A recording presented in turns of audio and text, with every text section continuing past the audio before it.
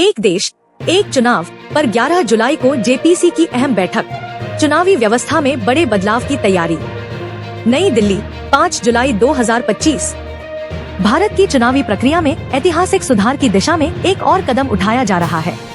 केंद्र सरकार द्वारा गठित संयुक्त संसदीय समिति जॉइंट पार्लियामेंट्री कमेटी जेपीसी 11 जुलाई 2025 को एक देश एक चुनाव वन नेशन वन इलेक्शन के प्रस्ताव पर विचार विमर्श के लिए बैठक करेगी। यह बैठक संसद भवन में आयोजित होगी, जहां कानूनी विशेषज्ञों, चुनाव आयोग के प्रतिनिधियों, विधि आयोग के अधिकारियों और राजनीतिक दलों के नेताओं को आमंत्रित किया गया है। क्या है एक देश एक चुनाव का प्रस्ताव?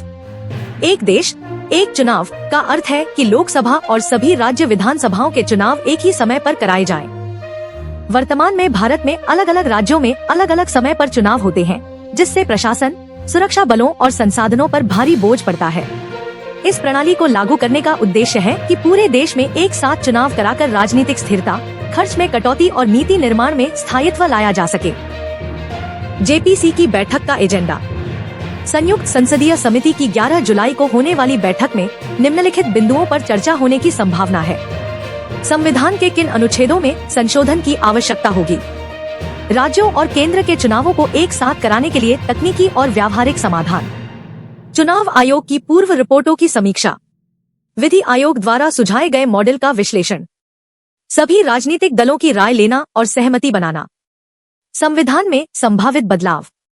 एक देश एक चुनाव को लागू करने के लिए भारतीय संविधान में कई महत्वपूर्ण संशोधन करने की आवश्यकता होगी। उदाहरण के लिए अनुच्छेद 83 लोकसभा का कार्यकाल, अनुच्छेद 172 राज्य विधानसभाओं का कार्यकाल, अनुच्छेद 356 राष्ट्रपति शासन की स्थिति में चुनाव का मामला। इन सब का पुनर्निरीक्षण करना होगा ताकि सभी सदनों के कार्यकाल एकसमान किए जा सकें। क्या कहता है विधि आयोग? 2023 में विधि आयोग ने एक रिपोर्ट पेश की थी, जिसमें कहा गया था कि एक देश एक चुनाव भारत के लोकतंत्र को सशक्त बनाने की दिशा में एक बड़ा कदम हो सकता है। हालांकि इसमें यह भी स्पष्ट किया गया कि इस बदलाव को लागू करने के लिए राज्यों की सहमति और गहन तकनीकी तैयारी आवश्यक है। चुनाव खर्च और प्रशासन पर प्रभाव।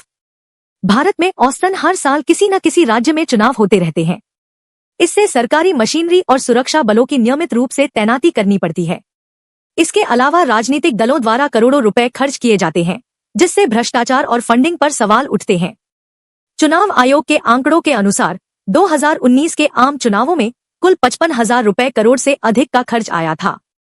अगर लोकसभा और विधानसभा चुनाव एक साथ कराए जाएं, तो इसमें 40% तक की कटौती की संभावना है। समिति की संरचना। वर्तमान जेपीसी में 31 सदस्य हैं, जिनमें लोकसभा और राज्यसभा दोनों सदनों के सांसद शामिल हैं। इसके अध्यक्ष भूपेंद्र यादव हैं, जो केंद्रीय संसदीय कार्य मंत्री भी हैं। समिति में सभी प्रमुख दलों के प्रतिनिधियों को शामिल किया गया है ताकि अधिकतम आम सहमति बन सके। ऐतिहासिक पृष्ठभूमि। भारत में 1952, 1957, 1962 और 1967 में लोकसभा और राज्य विधानसभा चुनाव एक साथ कराए गए थे। लेकिन 1968 से 69 में कुछ राज्य सरकारों के कार्यकाल समय से पहले समाप्त हो गए।